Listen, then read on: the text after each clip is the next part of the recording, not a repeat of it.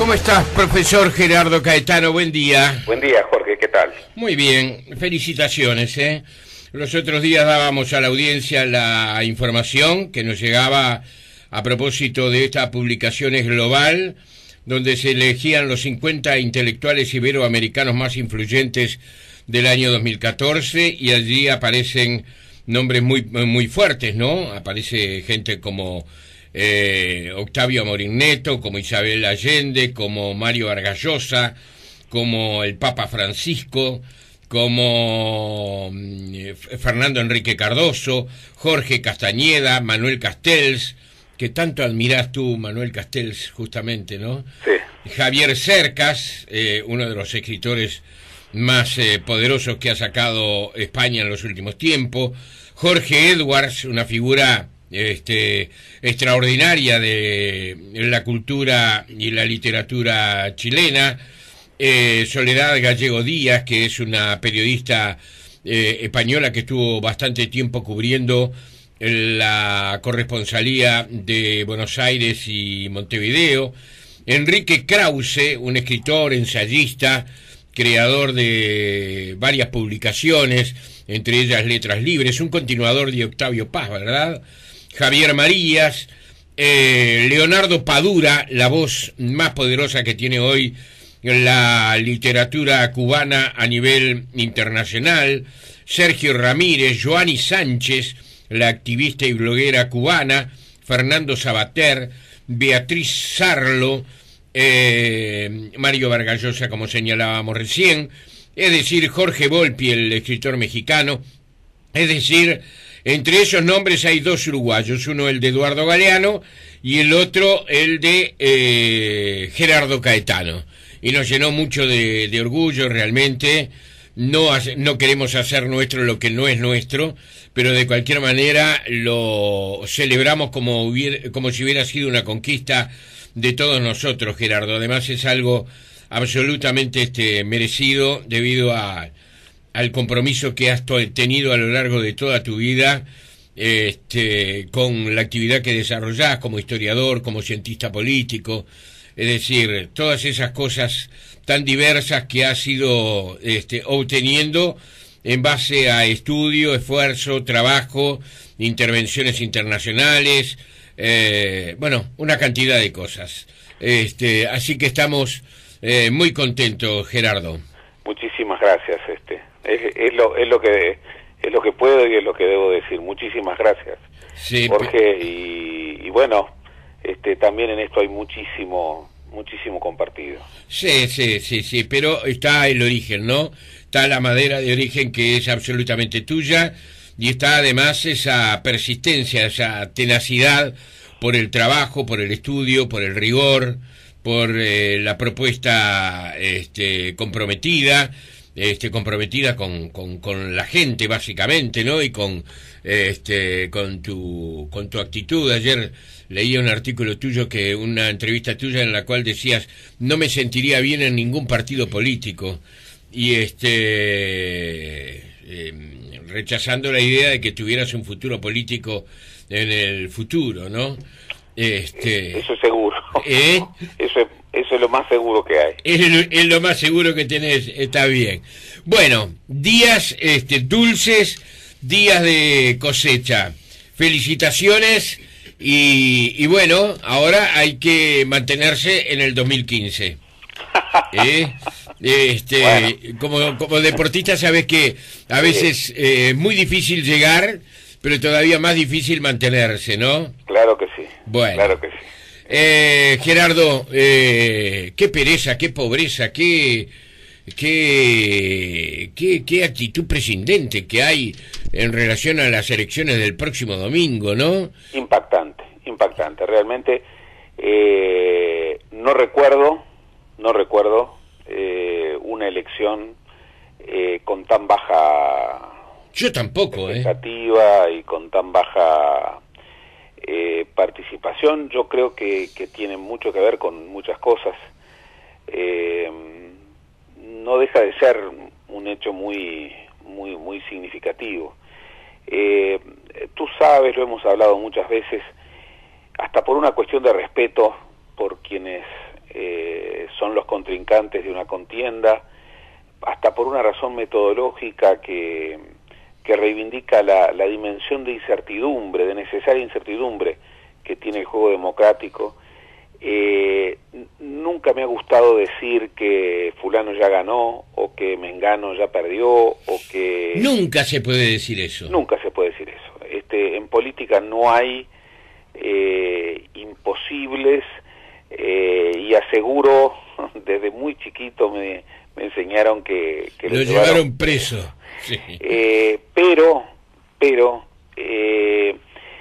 esta elección, que después del 26 de octubre se le hacía muy difícil a la fórmula nacionalista y se le facilitaba mucho a la fórmula frente amplista, esta elección que desde la noche del 26 de octubre tuvo un favoritismo muy claro. Sí.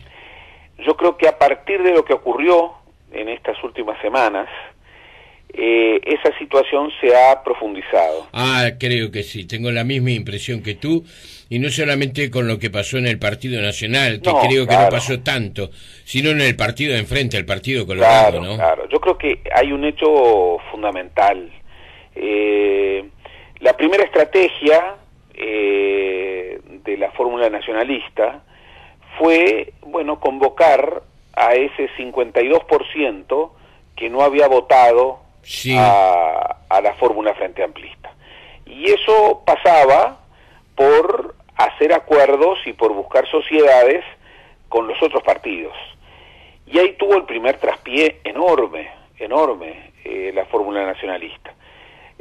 Se quedó prácticamente sin socios, porque el Partido Colorado, que esa noche la fórmula presidencial del Partido Colorado, esa misma noche del 26, tuvo allí una actitud de apoyo emocional, de apoyo decidido. Bueno, ya en los días siguientes se disolvió en el aire. El Partido Colorado está realmente en una situación muy dramática. Crítica. Su liderazgo está muy cuestionado, y uno que hubiera esperado dentro de un partido, tan signado por la administración racional de las emociones y de los resultados, una actitud por lo menos de postergar los ajustes de cuentas para después del 30. Empezó en los vestuarios, terminó el partido, entraron a los vestuarios a la cancha y ya estaban pasándose cuentas, ¿no? Pasándose cuentas. Entonces eso hizo que, se multiplicaran las divisiones, que las declaraciones cada vez fueran más duras y todas públicas, e incluso, se termina con esta situación que es casi que dramática, en donde el propio candidato colorado, que había comprometido que iba a acompañar este mes largo con una gira por todo el país pidiendo el voto al candidato nacionalista, interrumpe la gira y entra en una situación de silencio. Sí, empieza a surcir, ¿no? En realidad Bordaberry visitó muchos lugares en el interior. No, visitó. Pero me da la impresión, no sé si es la tuya, Gerardo, y lo que vale lo que tú piensas, pero me dio la impresión que no le dio la nafta como para realizar, por un lado, una gira por el interior, y por el otro lado empezar a surcir todas las cosas que comenzaban a deshilacharse aquí en Montevideo, ¿no? No, ciertamente, porque por otra parte ya no es, digamos, el enfrentamiento con la otra, con el otro sector del partido, que no es la mitad del partido, pero que es un porcentaje... 37% de votos. 37%, ¿no? Con Ballistas de Ley. Sí. Y también la situación interna de Vamos Uruguay, lo cual, genera una situación realmente muy difícil. Ahí perdió un socio, el socio fundamental, que en los próximos meses deberá enfrentar una situación dramática, no estamos exagerando, dramática. El Partido Colorado tiene por delante meses, y estoy hablando de los meses previos a una elección departamental, en donde, recordemos, el Partido Colorado solamente tiene la intendencia de 2 departamentos, y en la última elección del 26 de octubre salió tercero en todos, menos en Salto, con lo cual la perspectiva para... Perdóname. La perspectiva para esa elección, que es muy importante en la ecuación de poder del sistema político uruguayo de mayo, es extraordinariamente difícil. Pero a eso se le suma que el otro socio que el Partido Nacional necesitaba, que era el Partido Independiente, un partido con 3% de votos, que sin embargo a la hora de jugar, incluso en términos simbólicos importaba y mucho, bueno, también no concurrió porque dejó en libertad a sus votantes, y los partidos menores también han definido posiciones. Por si esto fuera poco, las situaciones también comenzaron a darse en términos de reproches, en términos de controversia, aunque de manera mucho más continentada, pero también comenzaron a darse dentro del Partido Nacional. Entonces, bueno, se pasó una segunda etapa que sigue siendo muy difícil para el doctor Lacalle Pou. La campaña ya está hecha, no sobran los argumentos para inventar, el tiempo es muy poco, quedan 2 o 3 apuestas, y quienes hacen análisis electoral señalan que cuando hay diferencias tan fuertes de cara al balotaje, solamente un episodio extraordinario de impacto inusitado puede generar, no es seguro que genere, puede generar un cambio significativo. Esto no ha ocurrido, y faltando 3 días para la veda no va a ocurrir. De tal manera de que, repito, si por un tema de sensibilidad y por un tema de método, no debe decirse que hay elecciones imposibles o que está todo jugado. Bueno, el favoritismo es enorme, tal vez como nunca antes yo he visto en una elección. Sí. Porque las experiencias anteriores de balotaje fueron experiencias distintas. Uno decía, bueno, en el año 99, lo podemos recordar bien juntos porque estábamos juntos, sí, trabajando, ¿no? Trabajando por un programa en Canal 10, Tiempo de Decisión. Entonces podemos, algún día, tal vez contemos muchas cosas muy interesantes que pasaron ahí, sí. Muy interesantes. Pero ahí, bueno, era la primera experiencia. Los partidos estaban enteros. Recuerdas, 33% del Partido Colorado, 22% del Partido Nacional, 40% del Frente Amplio, 4% el entonces Nuevo Espacio, que estaba fuera del Frente Amplio. La elección tenía un favorito, claro, pero todavía tenía ese escenario de, bueno, es la primera, veremos cómo ocurre, nunca antes había habido, y bueno, se resolvió de una manera muy impresionante con esa suma casi perfecta de 55% de votos para Jorge Valle y 44% de votos para Tabaré Vázquez. Sí. Después el Frente ganó en primera vuelta en el 2004. Después se dio este balotaje de hace 5 años, que era un balotaje que tuvo un mes mucho más competido, mucho más dramático, entre otras cosas porque si bien Lacalle no había votado bien, Lacalle padre, Lacalle Herrera, sí, Bordaberry había votado muy bien. El Partido Colorado había obtenido 7% de recuperación respecto a su pésima votación de 10 años atrás, y ahí la cosa estaba más competida, incluso hasta los propios contendientes, que eran dos pesos pesados de la política uruguaya, 2 figuras ya muy establecidas, bueno, le dieron, a lo cual se sumó incluso aquel episodio nunca aclarado, que le quitó, que le dio hasta dramatismo, porque generó un episodio, ¿te recuerdas? Todo aquel episodio del contador Feldman y del... Sí, sí. De aquellas armas y de una interpretación muy imprudente que algunos hicieron de ese episodio. Finalmente el resultado también fue muy nítido, 9 puntos a favor de la fórmula frente amplista.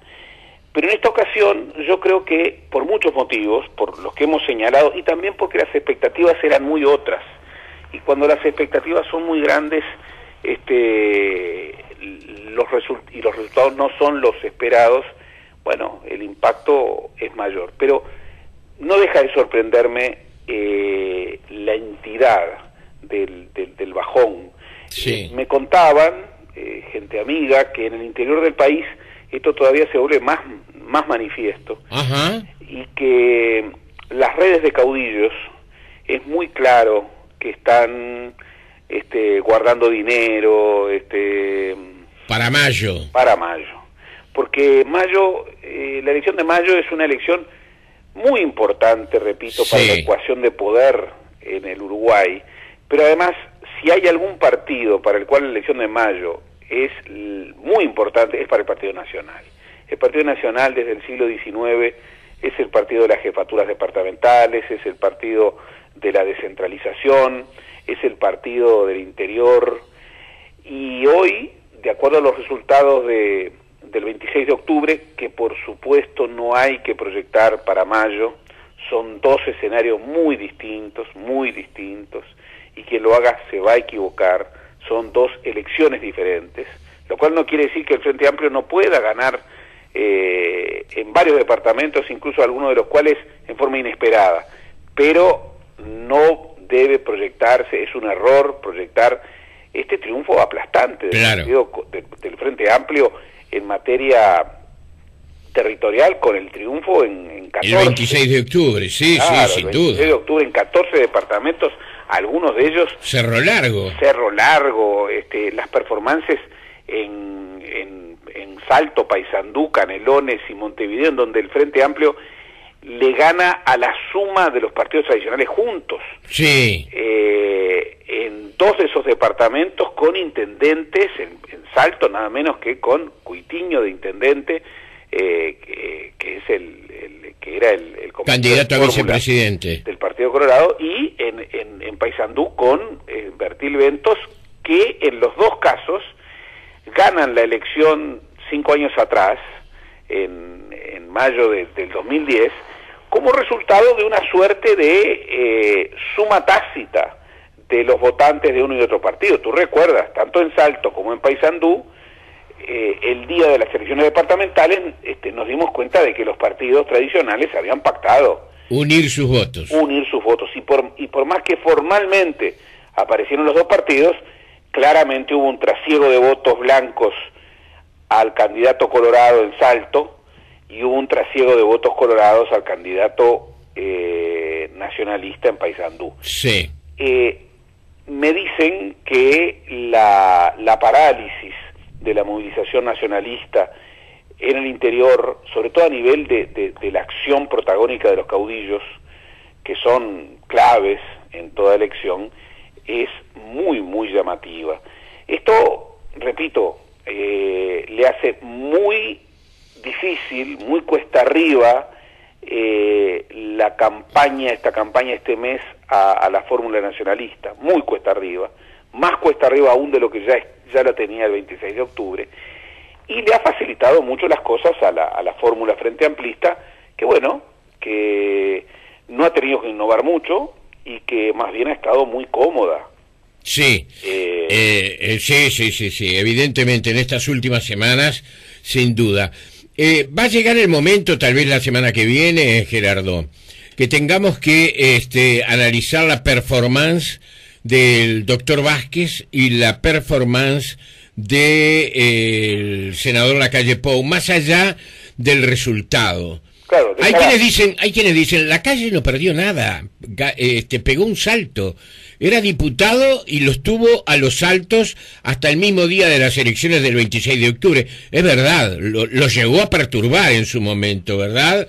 Lo cual después los resultados desmintieron totalmente lo que los pronósticos habían establecido.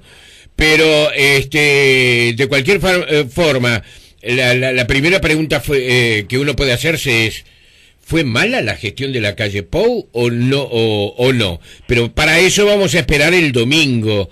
¿Qué pasa el domingo? Tabaré Vázquez se decía, no, porque es cansino y además está utilizando un sistema antiguo de comunicación y no debate y una cantidad de cosas. Bueno, y los resultados están diciendo que Vázquez no estaba... Vázquez, que además fue, según las versiones que tengo, totalmente, digamos, seguro de sostener el tono de su campaña, más allá de algunos cambios superficiales, de algunos maquillajes que realizó, en los términos que había establecido desde el principio. Es un balance que vamos a hacer, sí, que es muy muy interesante, pero que... Necesita los resultados del domingo, ¿verdad? No, sin lugar a dudas, porque el resultado del domingo no es inocuo, de ninguna manera. Primero, porque como dijimos, más allá de todos los favoritismos, en la pista se ven los ganadores, en la pista se ven los bailarines y veremos finalmente lo que se produce. También porque los números en la política cuentan mucho y hay distintas formas de ganar y distintas formas de perder. Pero también porque estamos hablando de dos trayectorias políticas, bueno, en momentos muy diferentes. Claro que sí, claro que sí. El doctor Vázquez está... comenzando el tramo final de su vida. Culminando, haciendo la culminación de su trayecto político formal, ¿verdad? Recordemos siempre que de ganar el domingo, Tabaré Vázquez se convierte en el tercer presidente en repetir por la vía del voto popular el ejercicio de la presidencia de la República. Claro. Primero fue Valle de Ordóñez, sí, entre 1903 y 1907 y entre 1911 y 1915. Después Sanguinetti. Bajo el imperio de la primera Constitución, en donde la elección no era directa, al presidente lo elegían los miembros de la Asamblea General Constituyente, diputados y senadores. Después fue Julio María Bordaberry, Julio María Sanguinetti, entre 1985 y 1990, y entre 1995 y el año 2000, y luego está Tabaré Vázquez, que sí, por otra parte fue el primer intendente de Montevideo del Frente Amplio, sí, lo que significaba la primera obtención de un cargo de gobierno, sí, del Frente Amplio. Fue el primer presidente electo del Frente Amplio en el 2004, y luego ahora se convertiría, bueno, en el primer presidente Frente Amplista que repite. Claro. Luis Lacalle Pou está en una situación completamente diferente. Hay muy pocos ejemplos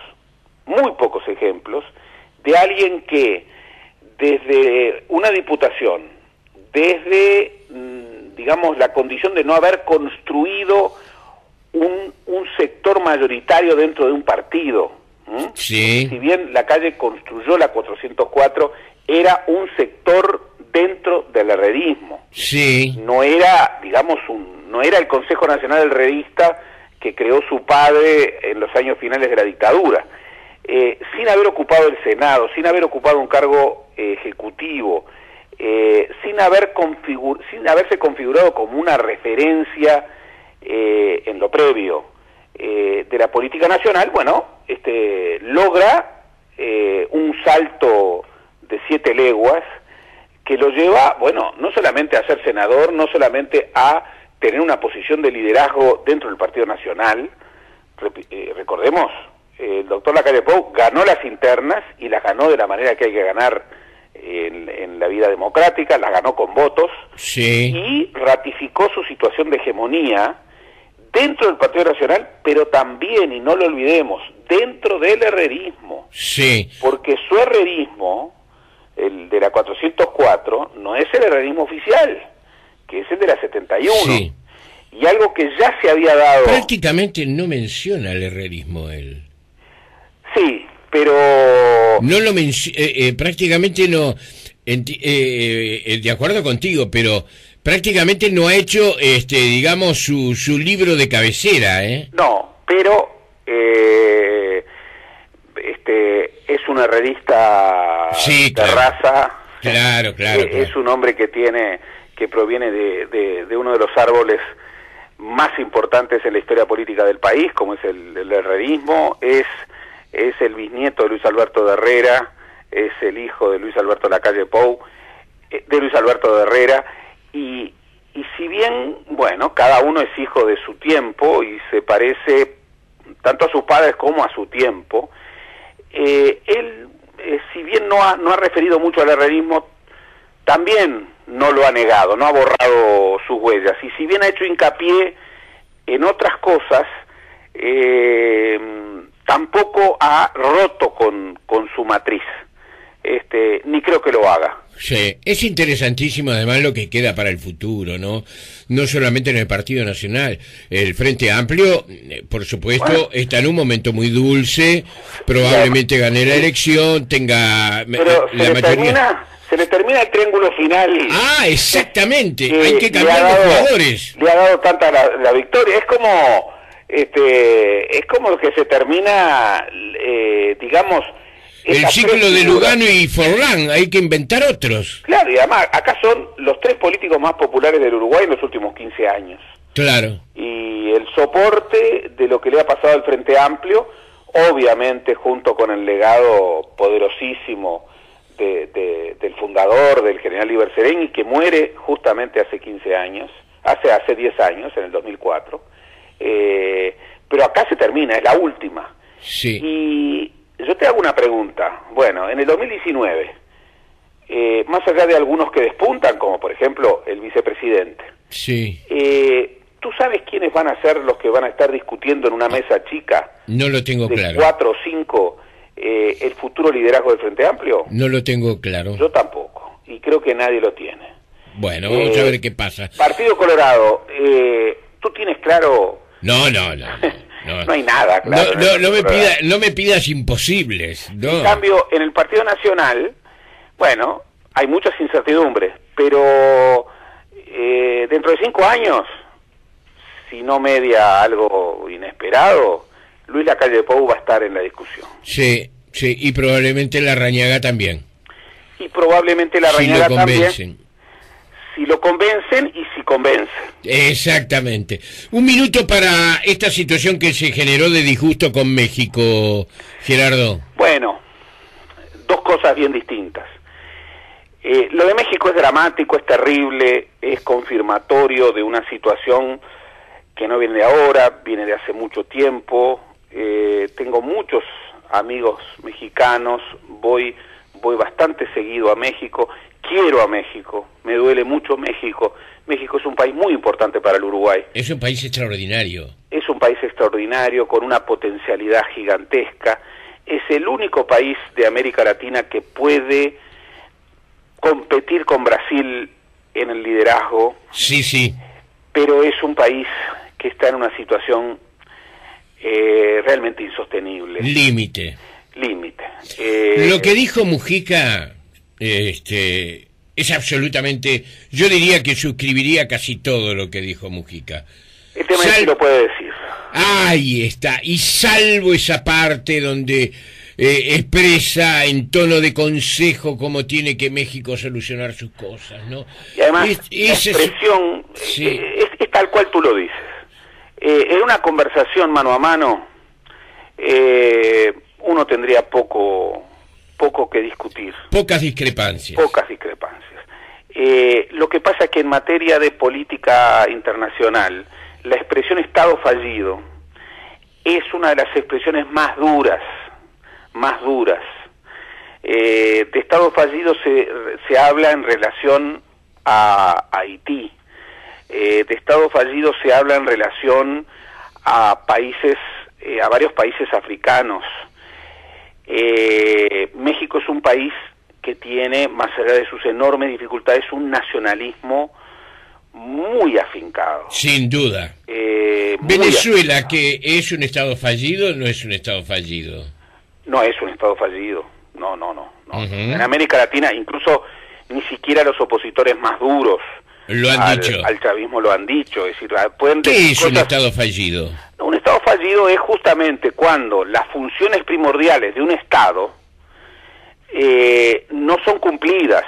¿Esto qué quiere decir? No quiere decir solamente la crítica a determinada política o a un régimen, no. Sí. Quiere decir que el Estado falla en lo sustantivo, es decir, el Estado no garantiza la vida de los ciudadanos, el Estado no garantiza la seguridad básica de los ciudadanos. Bueno, en México eso ocurre, ¿eh? En zonas de México eso ocurre. Uno podría decir que en muchas zonas de México eso ocurre. Pero lo han dicho los mexicanos en su propia crítica.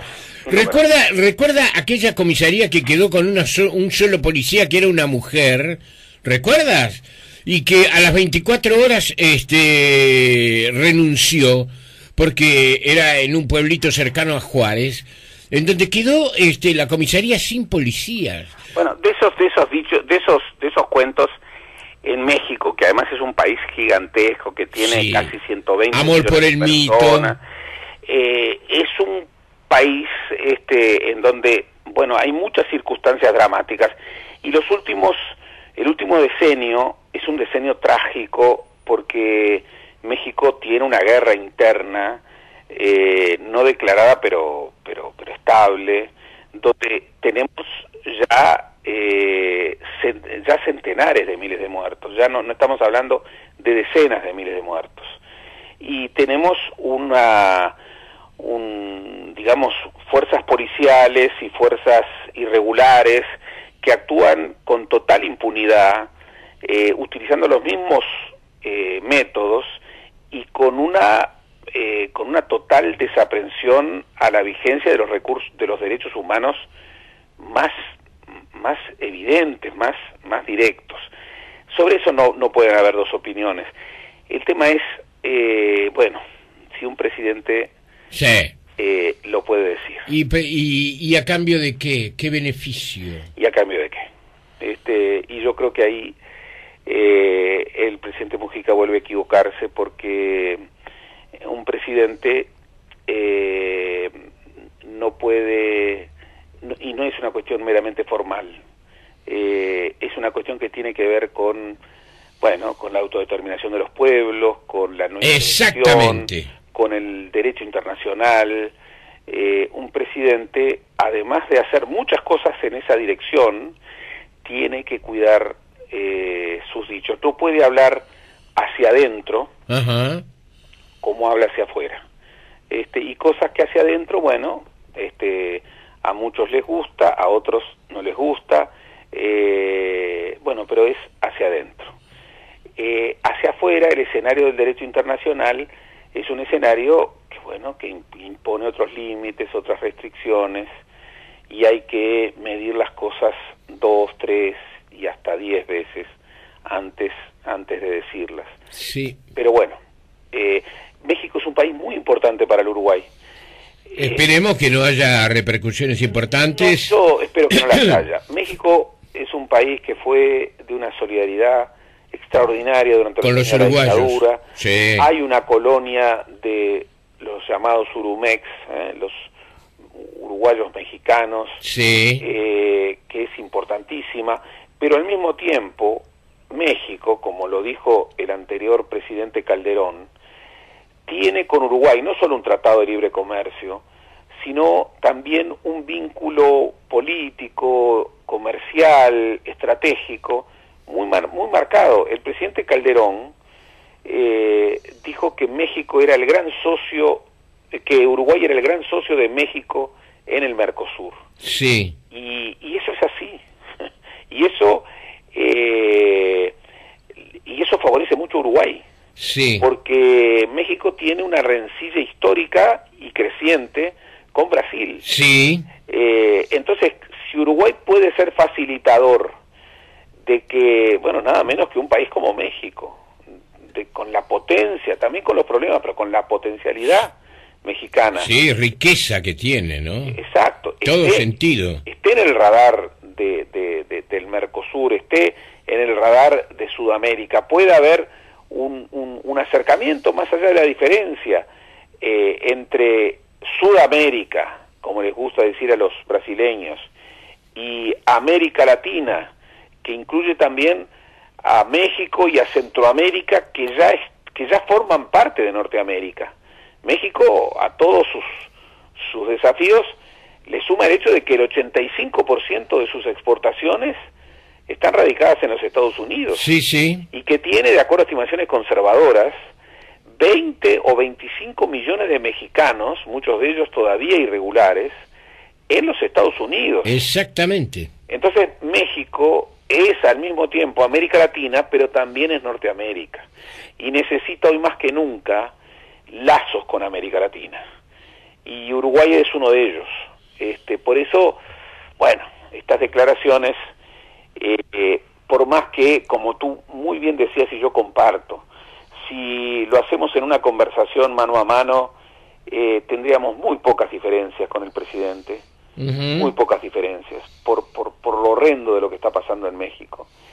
En el plano internacional, donde se juegan otras cosas, no se debe hacer. No se debe hacer, se tiene que cuidar mucho esos temas. Un abrazo grande, Gerardo. Un Hasta abrazo la para semana ti que viene. y Chau, para chau. los oyentes.